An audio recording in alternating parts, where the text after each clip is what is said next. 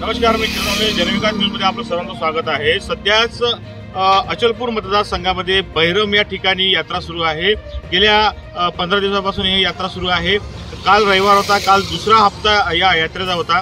अचलपूर मतदारसंघाचे नवनिर्वाचित आमदार प्रवीण तायडे हे भाजपच्या या कमल चिन्हावर निवडून आले आहेत। त्यांनी बच्चू कडू यांचा पराभव केला आहे आणि काँग्रेसचे बबलू देशमुख यांचा सुद्धा त्यांनी पराभव केलेला आहे।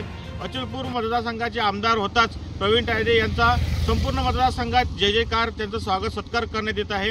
सध्या आपण बैरम या ठिकाणी आहोत आणि बैरम या ठिकाणी प्रवीण तायडे यांच्या हस्ते या ठिकाणी स्वागताचे बॅनर लावण्यात आले आहे। आपण पाहत असतो की या ठिकाणी श्री क्षेत्र बैरम बाबा यात्रेत येणाऱ्या सर्व भाविक भक्तांचे स्वागत या ठिकाणी करण्यात अशी बॅनर लावण्यात आलेले आहेत। आपण पाहत आहोत की सध्या हे जे बॅनर आहे प्रवीण तायडे यांच्या बॅनरला कोणीतरी अज्ञात व्यक्तींनी काल सायंकाळी प्रवीण तायडे यांच्या बॅनर या ठिकाणी फाडल्याचे आपल्याला दिसून येत आहे। तर बॅनर सुद्धा फाडले आणि त्यांच्या फोटोवर कोणीतरी त्या ठिकाणी थुंकले सुद्धा, हे सुद्धा दिसून येत आहे आपल्याला। कारण की कोणतरी हे विरोधकांनी हा कारस्थान केल्याचा असा आरोप आता केला जात आहे। आता या घटनेत पुढील काय कारवाई होणार हे सुद्धा आता पाहणे महत्त्वाचे ठरणार आहे। मी किरण ओले, जनविकास न्यूज, अचलपूर।